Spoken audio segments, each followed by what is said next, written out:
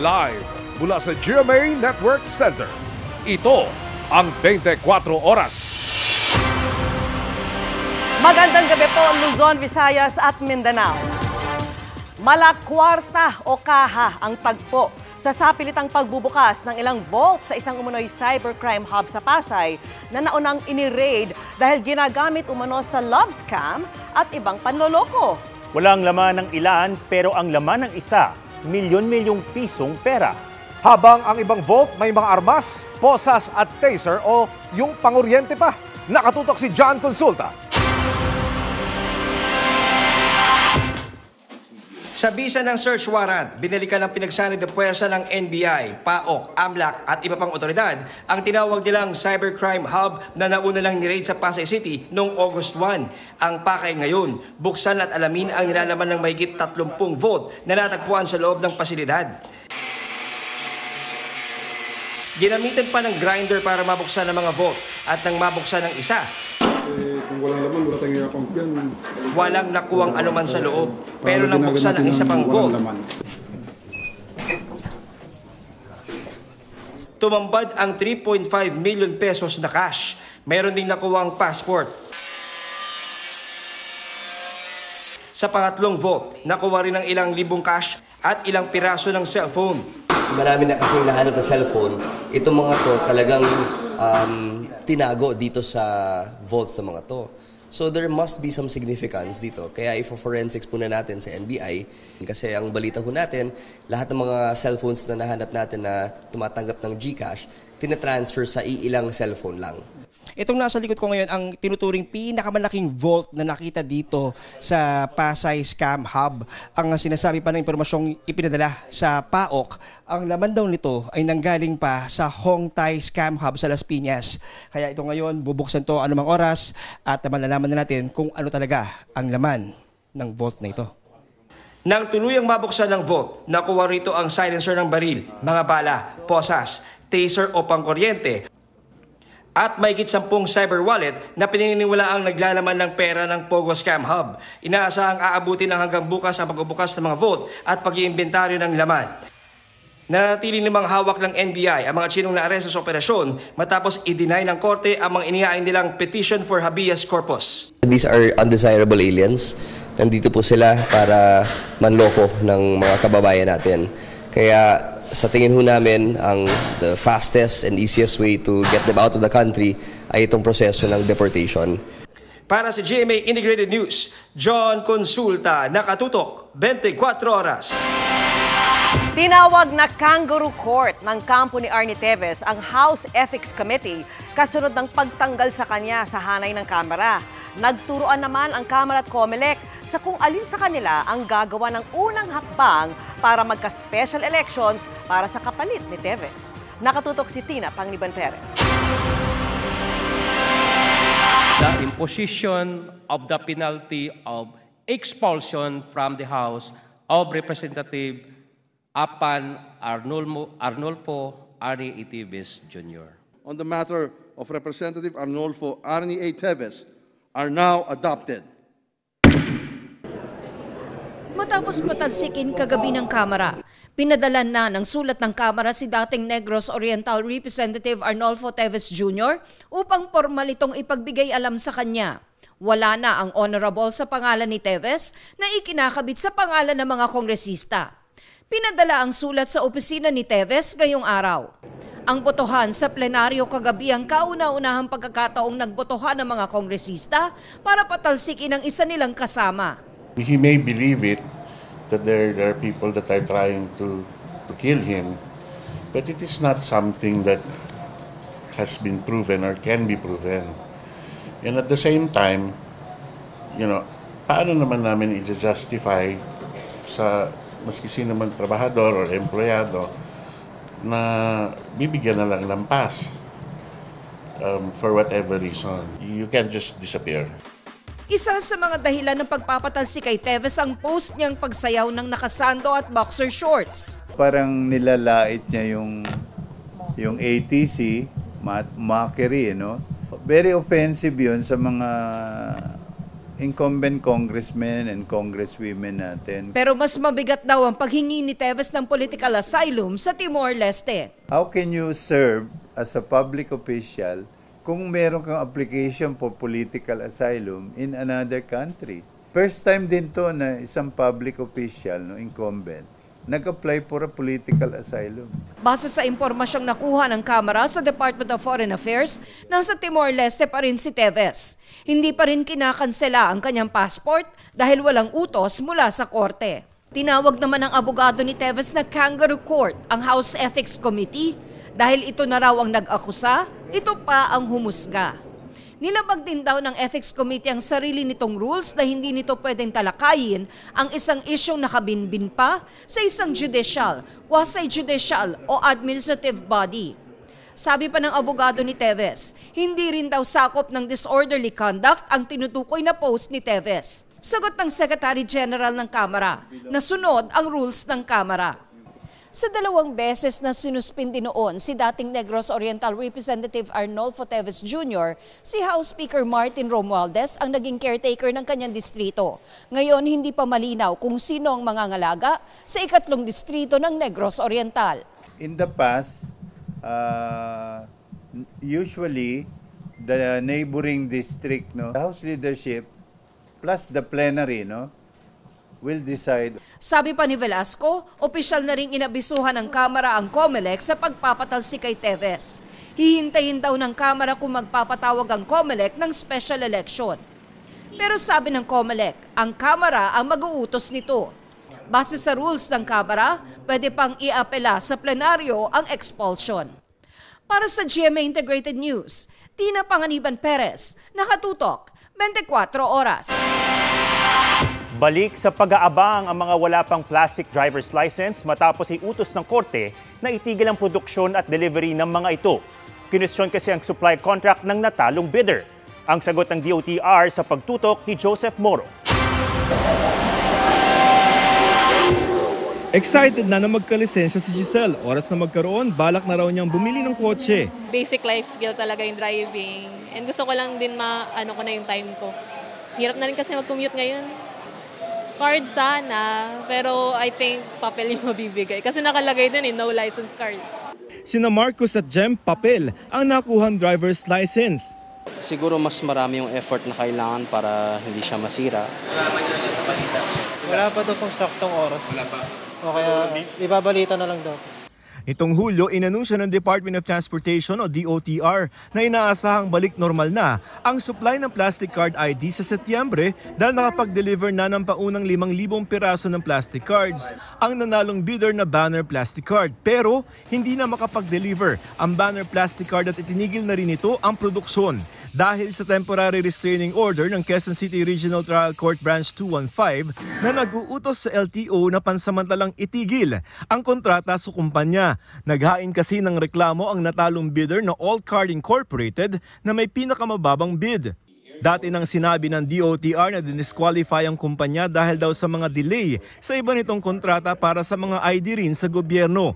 Sa TRO, sabi ng korte hindi raw naging transparent o bukas ang LTO kung bakit dinisqualify ang All Card. Pero sabi ng LTO, lahat ng transparency ginawa naman. Hanggang ngayong Setyembre sana, inaasahan ng LTO ang 1 milyong piraso ng plastic cards. Nakapag-deliver na ang banner plastic card ng 125,000 bago lumabas ang TRO. Dito sa Quezon City Licensing Office, 129 na lamang na mga plastic cards para sa mga driver's license yung natitira. Pero ito, naka-reserve to doon sa mga OFW at yung mga senior citizen na mag-a-apply. Ang backlog nila, ibig sabihin na bigyan ng papel na driver's license at dapat mabigyan kung may supply ng plastic cards ay since kahapon ay 14,064. So yan yung kailangang habulin. Sinusubukan pa namin kunan ang pahayagang all card, sabi naman ng banner plastic card. Nalulungkot po kami sa naging desisyon ng korte, pero ito ay aming lubos na iginagalang. Ayon sa LTO, bagaman 20 araw lamang ang bisa ng TRO, hihilingin pa rin nila sa korte na i-lift ito sa lalong madaling panahon. Yung kapalit dito is something even graver, no? We talk about public interest. There is no basis for an injunction. Pero kung hindi papayag ang korte, sabi ng LTO, madidelay na naman daw ang mga plastic na driver's license. Ilan sa mga iniisip nilang gawin ang pagpapagamit ng electronic license o pag-engrave sa mismong lisensya na nagsasabing extended ito. Para sa GMA Integrated News, Joseph Morong, nakatutok 24 oras. May kapalit na ang hepe ng Navotas Police na sinibak matapos mapagkamalan at mapatay ng ilang tauhan si Jemboy Baltasar. Muli niyang depensa, hindi ipinaalam sa kanya ang operasyong ikinasawi ng binatilyo. Narito ang aking pagtutok. Wala raw kaalam-alam ang nasibak na hepe ng Navotas Police sa operasyong nauwi sa tagpong ito, kung hindi pa ipinaalam ng kanyang mga tauhan. Sabi ni Colonel Alan Umipig, hindi niya batid na may inilunsad na hot pursuit operation laban sa isang murder suspect na napagkamalan nilang si Jemboy Baltasar kaya nila pinagbabaril. Dapat daw ipinaalam sa kanya ito para nabigyan niya ng guidance. Hindi po ipinagpaalam sa akin. Wala din po akong alam sa resulta ng hot pursuit operation. Malaman ko na lang po yan. 4:00 na po ng hapon. So 3 oras na po ang lumipas bago ko po malaman ang insidente. At nang malaman, agad niyang pinaimbestigahan kaya natukoy kung sino ang nag-aproba ng operasyon. Ang commander ng Substation 4 ng Navotas Police na isang police captain. Siya po ang nagplano at naglunsad ng operation. Ibig sabihin na Colonel Umipig hindi rin dumaan dito sa Deputy Chief of Police ninyo for administration at sa operation po? Hindi din po. Wala din po report sa kanila. Kasama raw ang opisyal na ito sa mga sinibak at inirekomendang kasuhan bukod pa sa 22 iba pang pulis na botas. Pero 2 pulis na raw ang tetestigo para mabigyan linaw kung sino ang nakapatay kay Jemboy. Noong una ay ayaw ko nilang umamin. At itong 2 witnesses na to ay hindi ko pinalusot dahil sila ang nagsilbing team leaders doon. Imposibleng hindi nila alam kung sino po ang pumuputok. Pero hindi raw siya naguhugas ng kamay at hindi rin masama ang kanyang loob sa pagkakasibak sa kanya. Inagalang ko po yan. Dapat po talaga ganyan ang mangyari upang malaman talaga kung sino yung mga may pagkakamali, may pagkakasala o pagkukulang. Kapalit niya, itinalagang officer in charge ng Navotas Police, si Police Colonel Santos Sumingwa. Ang ibang pulis ng Navotas Station 4 naman, daraan sa retraining. Meron na rin kaming ginagawa sa ngayon, kasalukuyan na training seminar. Inuna na po namin yung mga galing doon sa Station 4, pagsasanay o training, retraining tungkol sa paggamit ng puwersa or use of force, yung operational procedures natin, rules and engagement, including po yung human rights. Si Senador Riza Ontiveros naman naghain ng resolusyon para makapag-imbestiga ang Senado in aid of legislation sa pagkamatay ni Jemboy Baltasar. Welcome naman ito kay PNP Chief Police General Benjamin Acorda Jr. We welcome any move by the legislative, especially in the aid of legislation. I presume that I believe in their wisdom also. Para sa GMA Integrated News, Emil Sumangil, nakatutok 24 oras. Matapos ang ilang taong pakikipaglaban ng mga taga Brooks Point, Palawan, nag-issue ng writ of kalikasan ng Korte Suprema laban sa 2 mining operator, DNR at Mines and Geosciences Bureau. Kontra po yan sa pagmimina sa bahagi ng Mount Mantalingahan. Nakatutok si Maki Pulido. Ganito na ang itsura ng ilang bahagi ng Mount Mantalingahan sa Brooks Point nang makuhanan ng drone video ng GMA Integrated News nitong Pebrero. Sa gitna ng lunti ang puno, mistulang sugat ang mga kinalbong bahagi. Nakuhanan pa ang mga heavy equipment na naghuhukay sa bundok. Ayon sa mga taga Brooks Point, bahagi ito ng mining operation sa kanilang lugar na ilang taon na nilang nilalabanan. Sa baba ng kalbong bundok na ito, umagos na raw ang kulay pulang putik na laterite patungo sa dagat, palayan at pinagkukunan ng inuming tubig. Yung mga shells ay wala na kaming makuha, yung mga lobster na dating kinukuha namin wala na rin. Yung mangrove, pinutol din yung mga dating palayan na ngayon po ay hindi na rin natatanggap. Tila nagbunga ang ilang taon ng pakikipaglaban ng mga taga Brooks Point, Palawan. Sa writ of kalikasan na inisyu ng Korte Suprema, sinabi nitong nakita nilang posibilidad ng seryoso at permanenteng pagkasira, hindi lang sa kalikasan kundi maging sa mga residente ng Brooks Point sa Mount Mantalingahan Mountain Range. Tila nasermonan din ng Korte ang DENR at Mines and Geosciences Bureau. Ang kawalan daw ng aksyon ng mga ahensya sa kabila ng mga apela ng mga residente ay nagpapakitang wala silang pakialam sa balanced and healthful ecology ng mga katutubo.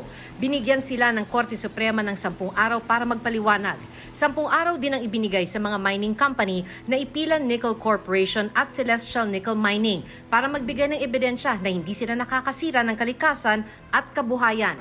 Ang desisyon ng Korte ay batay sa kasong inihain ng Indigenous Cultural Communities ng Baikam Ancestral Domain ng Brooks Point, Palawan. Sabi ng Korte Suprema, malaking pinsalang idudulot ng pagmimina sa Mount Mantalingahan, isang protected area at ancestral domain ng mga katutubo. Lumala rin daw ang sitwasyon dahil sa kawalan ng aksyon ng DENR at MGB kaya't nalagay sa panganib ang mga taga Brooks Point. Ipinunto rin ng Korte na kita na sa matinding pagbaha at kontaminasyon ng mga pangisdaan ang epekto sa ilang bayang sakop ng Mount Mantalingahan Mountain Range. Malaking panalo raw ito para sa kalikasan. Ayon kay Attorney Gizelda Mayo Anda ng Environmental Legal Center, sa Rules of Procedure, kailangang 2 syudad o probinsya ang masasalanta bago ma-issuehan ng writ of kalikasan. So for a long time, Maki, Palawan has long been advised na hindi pwede ang writ of kalikasan kasi isang probinsya lang kayo. But with the issuance of a writ of kalikasan now, we are actually encouraged to file similar writs in the future because there are other mining companies involved. Sinusubukan pa namin kunan ng pahayag ang Ipilan Nickel Corporation at Celestial Nickel Mining. Hindi mo na raw magbibigay ng pahayag sa ngayon ang DENR maging ang MGB. Para sa GMA Integrated News, Maki Pulido nakatutok, 24 oras. Update sa Binaboy na resort naman, nagkaareglohan na ang ilang nanira at nagkalat doon at ang may-ari ng resort. Ang ilan sa mga sangkot tinanggal sa trabaho ayon sa pulisya. Nakatutok si Andrew Bernardo ng GMA Regional TV, Balitang Southern Tagalog.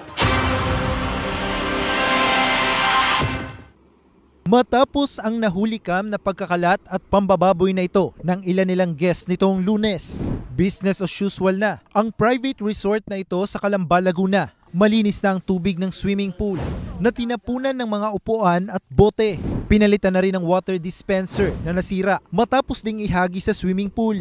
Nilinis din ang ihaw ang inihagis doon. Hindi na nagpaunlak ng panayam sa kamera ang mga may-ari ng resort, pero anila nakipag-areglo na sa kanila ang mga lalaking nanira ng mga gamit. Sa barangay pa lang daw ay may settlement na, kaya wala nang nakarating na reklamo sa Calamba City Police.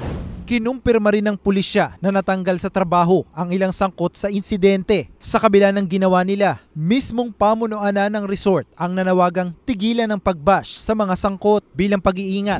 Mas naghigpit na lang sila sa pagtanggap ng mga guests. Kahit mga estudyante, nalilito na rin sa pagtatalo ng Makati at Taguig sa kung aling lungsod ang mamamahala sa mga public schools sa Embu areas. Kaya naman pumagitna na po ang Office of the Secretary ng DepEd. At nakatutok si Lay Alves. Sa ilang paaralan sa mga barangay na dating sakop ng Makati City na inilipat na sa Taguig, nakapaskil ang banner na I Love Taguig. Pero katabi nito ang mas malaking banner na nagsasabing this property is owned by Makati City. Tuloy, mismo mga estudyanteng gaya ni Trisha nalilito. Medyo may confusion lang po talaga kung ano pong mangyayari sa amin since malapit na po magpasukan, and if this dispute is still ongoing, sana po wala talagang disruption na mangyari. Sa memorandum ng DepEd-NCR noong August 4, sinabi nitong ang 14 na paaralan sa Embu areas ay nasa ilalim na ng kanilang Taguig-Pateros Division. Matapos nito, noong Lunes, pinangunahan ni Taguig City Mayor Lani Cayetano ang Brigada Eskwela sa ilan sa mga paaralang ito. Pero umalma si Makati City Mayor Abby Binay na nagsabing ang Supreme Court decision na pumabor sa Taguig ay tungkol lamang sa usapin ng teritoryo at hindi ang ownership rights sa mga public school na mga property na binili ng lungsod ng Makati. Ang DepEd na magitan na sa tumataas na tensyon sa 14 na paaralang apektado. Sa bisa ng Department Order 23 Series of 2023 ng DepEd, ang tanggapan ni Vice President at DepEd Secretary Sara Duterte ang direktang mangangasiwa sa management at supervision ng mga paaralang ito habang wala pang transition plan. Nagtalaga rin ng Transition Committee na binubuo ng mga kinatawan mula sa DepEd, Makati at Taguig. Sa statement ni Makati Mayor Abby Binay, malugod niyang tinanggap ang desisyon ng Vice Presidente. Maiibsan daw nito ang pag-aalala ng mga estudyante, guro at mga magulang. Makikipagtulungan daw sila sa transition team na bubuuin ng DepEd. Nagpasalamat din ng lokal na pamahalaan ng Taguig sa naging hakbang ni Duterte. Tiniyak nito ang kanilang kooperasyon sa transition at umaasa raw silang sa prosesong ito ay makukuha na nila ang hinihinging datos mula sa Makati para maibigay ang assistance sa mga estudyanteng maapektuhan. Ang Federation of Parents Teachers Association ng Makati nakahinga rin ng maluwag. Maganda pong hakbangin ito para maging mas mapayapa po at maiwasan po yung talagang namumuong tensyon. Sa gitna ng kasalukuyang issue sa pagitan ng mga lokal na pamahalaan ng Makati at Taguig, ang hiling lang ng mga estudyante ay hindi ito makaapekto sa kanilang pag-aaral. Para sa GMA Integrated News, Lay Alves, Nakatutok, 24 Oras.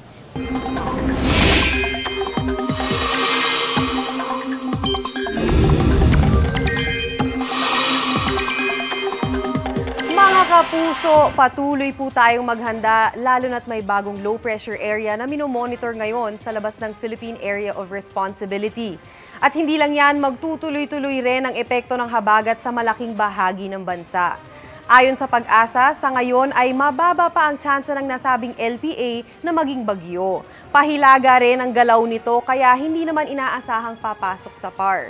Pero yung trough o extension ng LPA umaabot sa extreme northern Luzon. Patuloy namang umiiral ang habagat sa southern Luzon, Visayas at Mindanao. Base sa datos ng Metro Weather, bago magtanghali bukas ay unti-unti nang uulanin ang malaking bahagi ng Mindanao.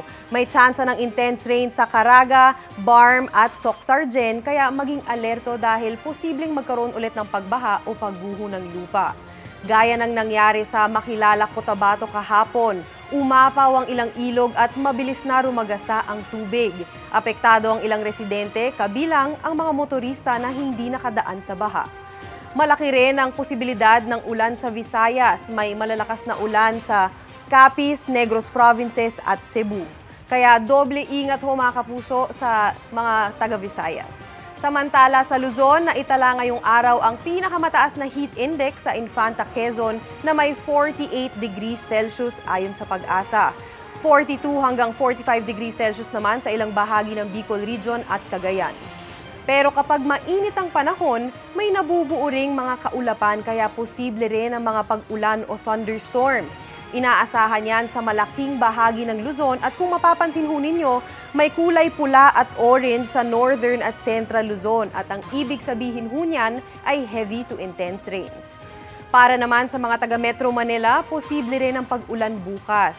Kaya sa mga papasok sa trabaho, bukod sa inuming tubig na pangontra sa dehydration, magbitbit din ng payong para iwas hassle sakali mang abutan ng ulan. At yan muna ang latest sa lagay ng panahon. Ako po si Maureen Shrivers para sa GMA Integrated News Weather Center. Kami ang inyong maasahan, anuman ang panahon. Ipinaliwanag ng palasyo kung bakit kinailangan pang magtalaga ng isang special envoy to China kahit may ambassador na ang Pilipinas doon. Ayon naman sa isang analyst, posibleng maging asset ang estilo ng pagpapahayag ng na-appoint na si Teddy Boy Locsin na minsang naglitanya kontra China. Nakatutok si JP Soriano. Ang nakaupong ambassador ng Pilipinas sa China, si Jaime Flor Cruz. Kaya ang tanong, bakit kailangan pang magtalaga ng special envoy to China for special concerns? Ayon kay Presidential Communications Secretary Cheloy Garafil, ito ay para mas mapaigi ang bilateral relations sa pagitan ng Pilipinas at China. Bukod dito, wala pang opisyal na pahayag ang Malacanang sa magiging eksaktong papel ni Ambassador Teodoro Locsin Jr. sa pagtatalaga sa kanya ni Pangulong Bongbong Marcos bilang Special Envoy to China. Inaantay pa ng GMA Integrated News ang tugon ni Ambassador Locsin na siya ring kasalukuyang Ambassador to the United Kingdom. Ayon sa maritime law expert na si Professor J. Batong Bakal, maaaring inappoint si Locsin dahil sa kanyang pagiging malapit kay dating Chinese Foreign Minister Wang Yi na isa na ngayon sa pinakamataas na opisyal ng China. Tanong kay Batong Bakal, posible kayang back-channeling strategy ito ng Pilipinas sa China? I wouldn't call it back-channeling since usually back channels are not known, they're not announced. So So this is more, I think, formal assignment because it's clear that he is representing the president in discussions, whatever discussions they will have with China on these particular issues. Pero palaisipan daw kung paano tatanggapin ng China ang appointment ni Locsin. Matatandaan ang matabil na tweet ni Locsin noong 2021 kung saan sa kanyang pagpapaalis sa China mula sa karagatan ng Pilipinas ay tinawag niya itong pangit at walang modo. Ang diretsahan at palabang style na pagsasalita ni Locsin pwede raw maging asset o strategy ayon sa isang analyst. So even if maybe the president cannot say it upfront because that's not his personality, maybe as a good envoy, maybe Ambassador Locsin can be that and really can, because the president has been strong about protecting our territory. Ang appointment ni Locsin ginawa sa gitna ng panibagong tensyon dahil sa nangyaring pambobomba at pangaharang ng mga Chinese ships sa mga barko ng Pilipinas. Ang sinasabi ng China ngayon, may leader ng Pilipinas ang nangakong aalisin ang BRP Sierra Madre sa Ayungin Shoal. Ang itinuro ng kolumnistang si Rigoberto Tiglao si dating Pangulong Joseph Estrada. Pero sa nagaganap na dialogue on maritime governance in the South China Sea, sinabi ng dating Defense Secretary ni Estrada na si Senador Orly Mercado na ang nais pa nga daw ni Estrada noon ay magsadsad pa ng mas maraming barko sa West Philippine Sea. We were going to beach some more, but quietly it was pulled out, etc. I had quarrels with the Department of Foreign Affairs.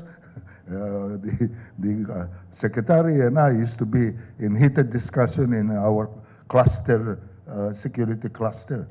Ayon kay National Security Council Assistant Director General Jonathan Malaya, ang ginagawa ngayon ng China, panggugulo para magkaaway-away ang mga Pilipino. Ginagamit nila laban sa atin yung mga di umano, mga ganun, para tayo magkagulo, para hindi tayo magkaisa at magturuan tayo. So sana tayo dito sa Pilipinas, huwag tayo magpapasok doon sa trap, kasi trap yun eh. Para sa GMA Integrated News, JP Soriano, nakatutok 24 oras. Mga kapuso, hanggang online, may diskwento ang mga senior citizen.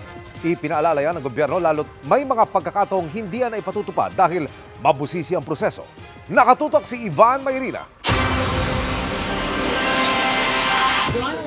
Kahit senior na at hindi techie, pinilit matuto mag-online shopping ni Susan Gallardo nung kasagsagan ng pandemya. Ligtas na, maginhawa pa raw. Yun nga lang, ang dating 20% discount na nakukuha kapag kumakain sa restaurant o bumibili ng gamot, hindi na niya nakukuha. Sayang 20% discount dahil malaking bagay din yun, nakakabawas din yun. Ang hindi alam ni Aling Susan, noon pang Mayo ng nakaraang taon, nagtakda na ng panuntunan ng mga ahensya ng gobyerno at National Commission on Senior Citizens para maibigay mga diskwento para sa online shopping ng mga senior citizen. At the time, COVID eh. So there was so much need to support our industry, but also so much need to also protect and define the benefits of the senior citizens. So it was passed and na-circularized yun. Nakabase ang diskwento sa Expanded Senior Citizens Act, 20% para sa pagkain, gamot at pamasahe sa pambubligong transportasyon, kabilang ang booking sa eroplano at barko, at 5% para sa mga basic necessities at prime commodities. Para sa basic necessities, may hanggang 1,300 kada linggo ang pwedeng makakuha ng diskwento. Pero ang gamot, walang limitasyon ang sakop ng 20% discount. Medyo mabusisi nga lang ang proseso. Bago mag-order, kailangan ipaalam sa pagbibilhang merchant, kung restaurant o butika man halimbawa, na senior citizen ang bumibili, at kailangan ipadala ang screenshot o scanned copy ng senior citizen ID at reseta.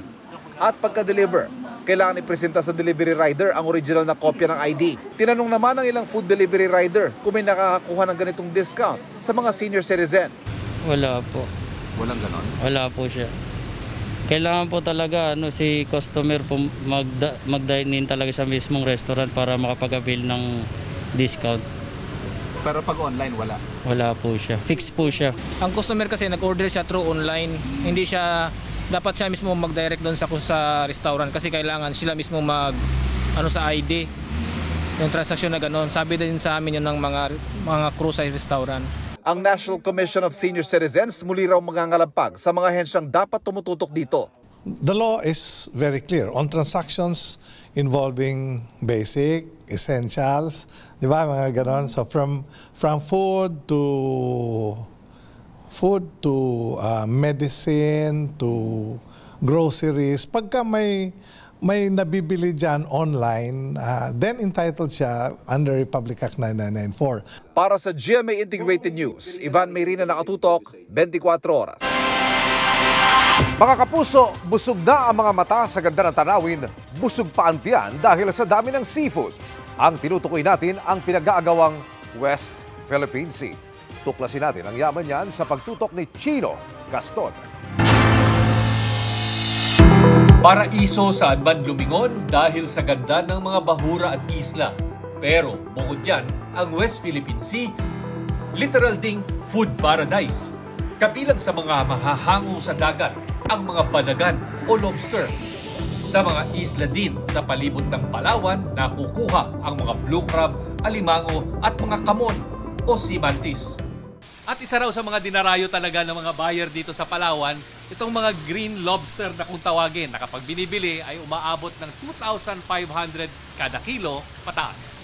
Sa dami ng isdang nahuhuli, kahit ang mga maliliit na palengke sa Puerto Princesa nag-uumapaw sa dami ng seafood gaya ng mga porcupine fish, pusit, clams, talakitok at lapu-lapu.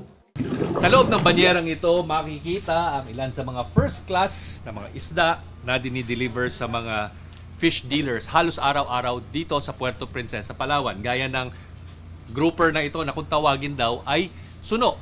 Kaya ayon sa mga mangingisda rito, importanteng mapangalagaan hindi lamang ang kalikasan kundi pati na rin ang teritoryo kung saan nakukuha ang mga isda tulad dito. Sa datos ng BIFAR, mahigit 275,000 metric tons ng fishery products ang nanggagaling sa West Philippine Sea kada taon.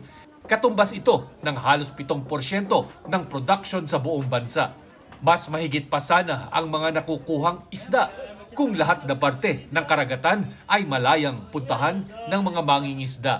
Siyempre yung mga tao matatakot. Bababa sila talaga. Maraming produkto dito sa puerto nang gagaling ng Balabak, Buliluyan, ay yun malapit na sa West Philippine Sea.